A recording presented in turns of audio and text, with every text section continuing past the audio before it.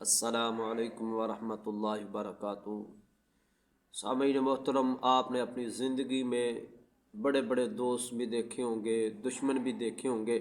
آج میں آپ کے سامنے دو ایسے دشمن کا تذکرہ کرنا چاہتا ہوں جن کے بارے میں اللہ رب العزت نے اپنے قرآن مجید میں ارشاد فرمایا۔ وہ ظاہراً میں تو دوست ہیں، دنیا میں دوست ہیں، لیکن آخرت کے دن وہ دشمن بن کر ہمارے سامنے پیش ہوں گے۔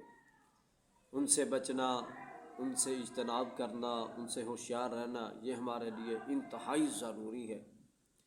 اللہ رب العزت نے ارشاد فرمایا 28ویں سپارے سورۃ التغابن میں آیت نمبر 14 میں اللہ رب العزت ارشاد فرماتے ہیں، یا ایھا الذین آمنوا، اے ایمان والو، ان من ازواجکم و اولادکم، تمہاری بیویاں اور تمہاری اولاد، عدو لکم، یہ تمہاری دشمن ہیں۔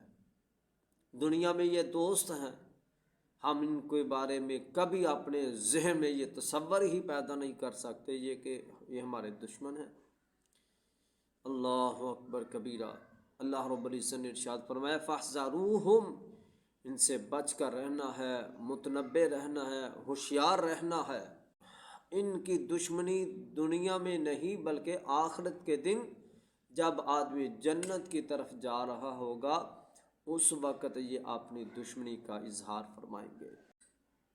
اللہ رب العزت نے ان سے بچنے کا بھی بہترین طریقہ ہمیں سکھلایا ہے۔